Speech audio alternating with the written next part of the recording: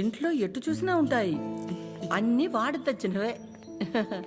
మా ఇంటికొచ్చి చూడాలి. ఎప్పుడు సంతటే. నవ్వు లేకుండా నిమిషం ఉండదు. నువ్వు కనుక మా ఇంటికి వస్తే ఫ్యాక్టరీ వద్దు ఏమీ వద్దని అక్కడే ఉండిపోతావు. వీలు చూసుకుని ఒకసారి వస్తాం. ఒక్కసారి ఏంటి వకులా, నువ్వు అనాలే కాని ఆద్య ఇల్లు నీ ఇల్లు కదా ఏంటి? మా చిరుకి ఆద్య అంటే ప్రాణం. ఆద్యకి కూడా మా చిరు అంటే చాలా ఇష్టం. కానీ నీ గురించి ఆలోచించే మా చిరుకి ఆద్య దూరం అయింది. అందుకే అందరం కలిసి చిరుని ఇక్కడికి పంపాము.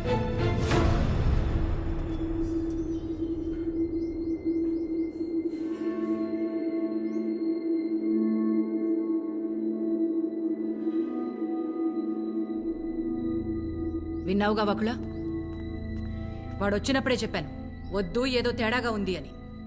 నా కళ్ళకు అందరూ అలాగే కనపడతారన్నావు. ఇప్పుడు చూడు, నా కళ్ళకు కనిపించింది నిజమైందిగా. సరిత గారు మాట్లాడకు. మీరు ఆడాళ్లేగా. సాటి ఆడదాన్ని మోసం చేయడానికి మనసెలా ఒప్పింది? అసలు నిన్ను తన్నాలే పట్టుకుని. అమ్మా, నువ్వు నార్మే. ఏంటి అద్యా ఇది? వాళ్ళంటే ముక్కు మొహం తెలియని వాళ్ళు. మీ అమ్మ గురించి పూర్తిగా తెలిసిందానివి నువ్వే ఇలా చేస్తే ఎలా?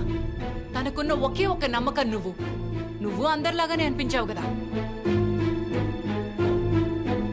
అయినా మిమ్మల్ని అనాలి. ఏం పెంపకమో ఏమో. పెంపకం గురించి ఎందుకండి? ఏ అంత రోషం పొడుచుకొచ్చింది? చేసే ముందుండాలి. ఎందుకు అలా మాట్లాడుతున్నారు? ఇంకా మాట్లాడుతున్నాను, సంతోషించండి. అక్క, ఇదంతా మనకు అవసరం. పద వెళ్దాం. ఇంకా నుంచున్నారే, పదండి. సిగ్గుండాలి. అమ్మా ఆగమ్మా. ఏ ఏ ఆగు. నువ్వు అరిచి గోల చేసేంత ఘోరం ఏం జరిగిపోలేదు ఇక్కడ. ప్రేమించిన అమ్మాయి కోసం వచ్చాడు, అంతేగాని ఎవరినైనా మోసం చేశాడా? ఎవరితోనైనా తప్పుగా ప్రవర్తించాడా?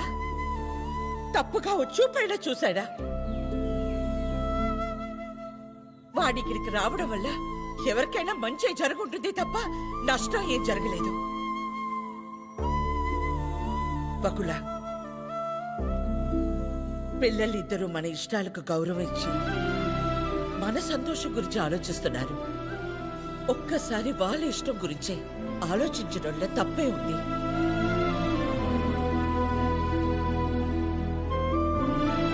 ఎవరి వల్ల వాడి ఇబ్బంది పడితేనే చూడలేను.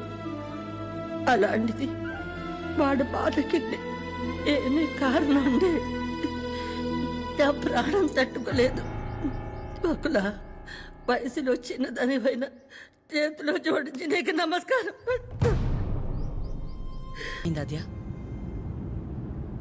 ఏమైందమ్మా? నేనే నీ ప్రపంచం అంటావు కదా. నువ్వెలా ఉన్నా దానికి నేనేగా కారణమవుతాను.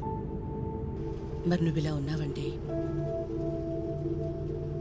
నాకు తెలియకుండా నేనేదైనా తప్పు చేసి ఉండాలి, లేదా నీ ప్రపంచమైనా మారుండాలి. నా ప్రపంచము మారలేదు, నువ్వే తప్పు చేయలేదు. నీ తర్వాతే నాకు ఏదైనమ్మా.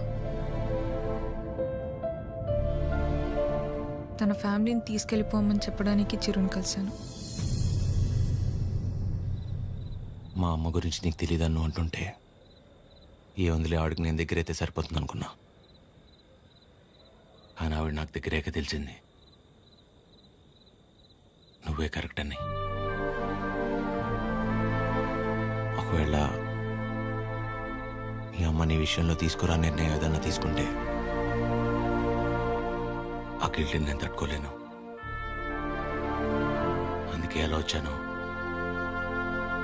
అలాగే వెళ్ళిపోతాను. ప్రతి మగాడి విషయంలో సమస్య వేరు, పరిష్కారం వేరు. కానీ ఆడదాని విషయంలో సమస్యను అర్థం చేసుకుంటే చాలు, అదే పరిష్కారం.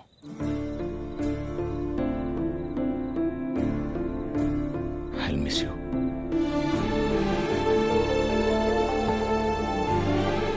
ఎవరన్నా ప్రేమించిన అమ్మాయితో ఐ లవ్ యూ చెప్తారు,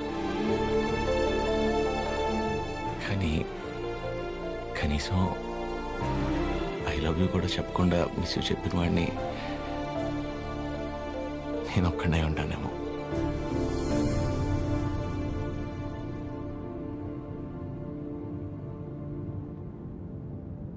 ఇప్పటిదాకా నేను ఒక్కదాన్నే నీ గురించి ఆలోచించాను, కానీ ఈ విషయంలో వాడు కూడా నీ గురించి ఆలోచించాడు.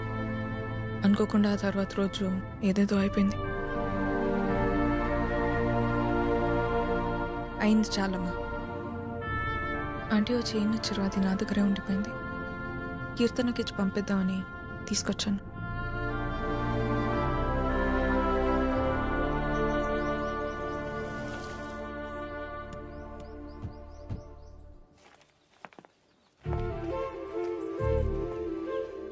ఏంటి పద్మ?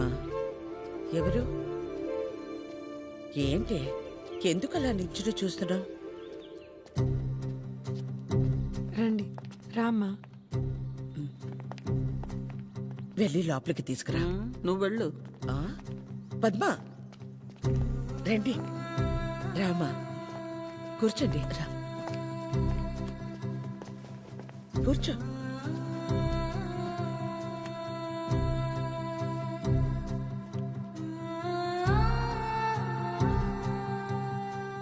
చిరు లేచిన వెంటనే నంబర్ తీసుకుని ఫోన్ చేద్దాం అనుకున్నాను.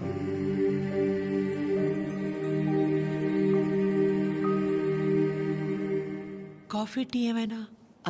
పర్లేదు, థ్యాంక్ యూ. ఏమవుతావు. కాఫీ టీ అంటే 10 నిమిషాలు పడుతుంది కదా. ఈ లోపు మనం ఎక్కడ ఏదో అడుగుతామని భయపడుతున్నారు. మనేమి అడగమని చెప్పేసి అది.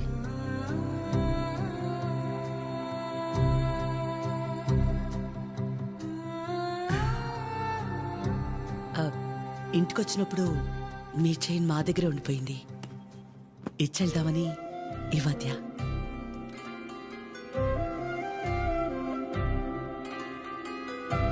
తొందర ఏముంది, తర్వాతైనా ఇచ్చుండొచ్చు కదా. తొందరని కాదు, ఎలాగూ వస్తున్నాం కదా అని. నేను వెళ్తాను అది. పద్మ ఆగు, వాళ్ళు వచ్చారుగా. ఎందుకు అది ఉండి నేనుండబట్లేక ఏదో అంటాను, మళ్ళీ ఏదో అవుతుంది. నా వల్ల అయింది చాలదా? ఏదో బిడ్డవాడు కాబట్టి ఒక మాట కూడా అనలేదు. అదే వాడొచ్చి పద్మమ్మ, నేను నీ కడుపున పుట్టుంటే ఇలాగే చేసేదాని వాడిని ఒక్క మాట అనుండే నా ప్రాణం తట్టుకునేదా? అందరి మనసులో ఉన్నదే కదా అది. నేను బయటికన్నాను, అంత మాత్రానికి అన్ని మాటలా? ఆవిడ పేరేంటి? జుట్టు ఇక్కడ దాకే సగంలో సగం ఉంటుందే. సరితలా మాట్లాడి ఉండకూడదు, తప్పే. నా బాధ సరిత అలా మాట్లాడిందని కాదు, అంత జరుగుతున్నా నువ్వేం మాట్లాడలేదు, అందుకే. ఏం మాట్లాడాలి పద్మ?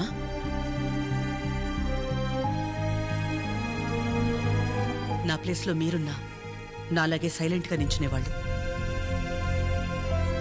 మీలా కాదు నా గతం. మీలా ఒకరికి 10 మంది లేరు నా గతంలో. ఓ రోడ్డు దాటాలంటే ముందు చూపు మీద ఆధారపడతాం, తర్వాత వినికిడి మీద ఆధారపడతాం. అది లేదంటే సాయం చేయమని ఓ మాట మీద ఆధారపడతాం. ఎప్పుడైతే గౌరవించకపోయినా పర్లేదు, కనీసం ఆడదని గుర్తించడం కూడా తెలియని వాణ్ణి పెళ్లి చేసుకున్నానో చూపు పోయింది. నా బాధ ఇదని ఏడ్చినా మౌనంగా ఉన్న ఇంట్లో వాళ్ల వల్ల వినికిడిపోయింది. సాయం అడుగుదామంటే ఎక్కడ డబ్బు అడుగుతుందేమో అన్న బంధువులు ఒకవైపు, సాయం చేస్తాం మాకేంటి అన్న రాబందులు మరోవైపు.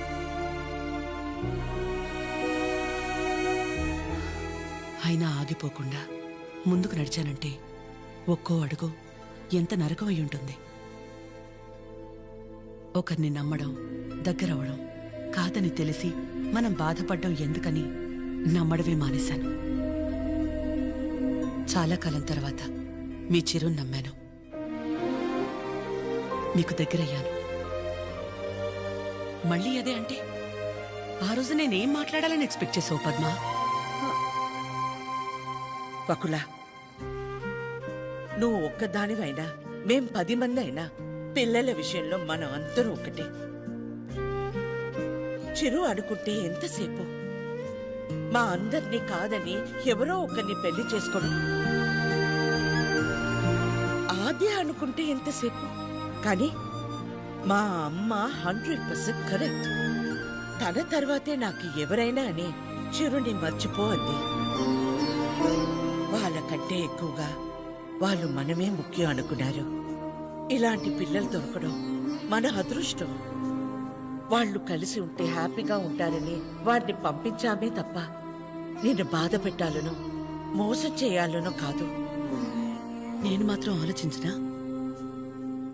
ఎక్కడ నేను బాధపడతానేమోనని?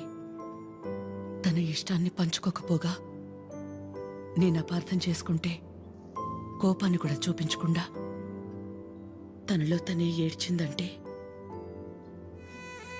ఎన్ని కష్టాలిచ్చినా దేవుడు నాకు ఇలాంటి కూతుర్ని కూడా ఇచ్చాడని తెలుసుకోవాలనే కదా. అమ్మా ఎందుకమ్మా ఇదంతా ఇప్పుడు? ఆపకాత్య, ఇలాగే కంటిన్యూ అయితే నేను నిన్నమ్మని పిలవాల్సి వస్తుంది.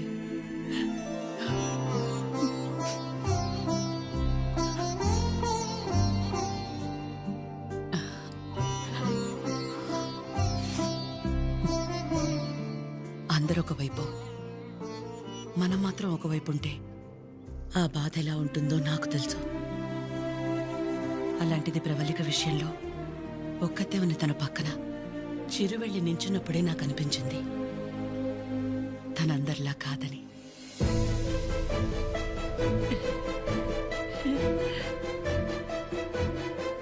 తనంతటి తానొచ్చి మీ అమ్మాయి అంటే ఇష్టం అందుకే ఇదంతా అని చెప్పుంటే ఖచ్చితంగా క్షమించేదాన్ని కాదు.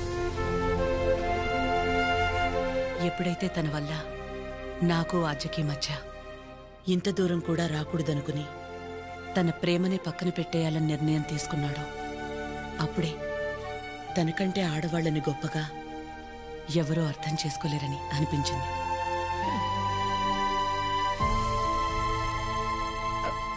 అంత అనిపించిందంటే మా చిరుకి మీ ఆద్యాన్ని ఇచ్చేవచ్చుగా. మీకంటే బాగా చూసుకుంటాం మీ ఆద్యని. చిరు ఆద్య జంట చూడముచ్చటగా ఉంటుంది. పెళ్లి చేసేద్దామండి. వాడు బాధపడితే మేము చూడలేం. ప్లీజ్ ఒప్పుకోండి. బాధ ఏంటండి బాధ? మన అందరం ఇక్కడ నించుని వాడి గురించి ఇంతగా ఆలోచించి ఇంతలా ఎమోషనల్ అయి మాట్లాడుకుంటుంటే వాడు లోపల ప్రశాంతంగా నిద్రపోతున్నాడు. వాడికి ఏం బాధ? మళ్ళీ దీనికి వచ్చింది. ఏ బాధ లేదు, ప్రేమ లేదు. పదమ్మా వెళ్దాం. ఏంటమ్మా అందరం ఒకటయ్యాక ఈ ఆడాళ్ళని ఎవరండి నిద్రపోయింది? ఎవరండి నిద్రపోయింది? 4 నెలలైంది నిద్రపోయింది. ఏ ముహూర్తాన్ని చూశాను అప్పటి నుంచి నాకు నిద్రలేదు. కళ్ళేంటి ఎర్రగా ఉన్నాయంటే షాంపూ పడిందని అబద్ధం చెప్పుకుంటూ తిరుగుతున్నాను. చిచి, ఇప్పుడు దాకా నా పెళ్లి కాకపోవడానికి కారణమైన మీరు అందరూ గొప్పోళ్ళు. అసలు పెళ్ళే వద్దని ఈవిడ గొప్పది. ఇదిగో తినుందే, ప్రేమించినోడు ఏమైపోయినా మా అమ్మే నా సర్వస్వం అనుకున్న తిను ఇంకా చాలా గొప్పది. మీరందరూ గొప్పోళ్ళు, నేను ఒక్కడే తెంగరోడిని. అరే చిన్నపిల్లోడు అమాయకుడు ఇలా అయిపోయాడని కనీసం కనికరం లేదా మీకు? మీ ఆడాలతో యుద్ధం చేసేంత శక్తి నాకు లేదు. మిమ్మల్ని అర్థం చేసుకునేంత జ్ఞానం ఏ దేవుడు ఏ మగాడికి ఇవ్వలేదు. ఒకటే అనగలను, ఆడాళ్ళు మీకు జోహార్లు. అతే హ్యాపీగా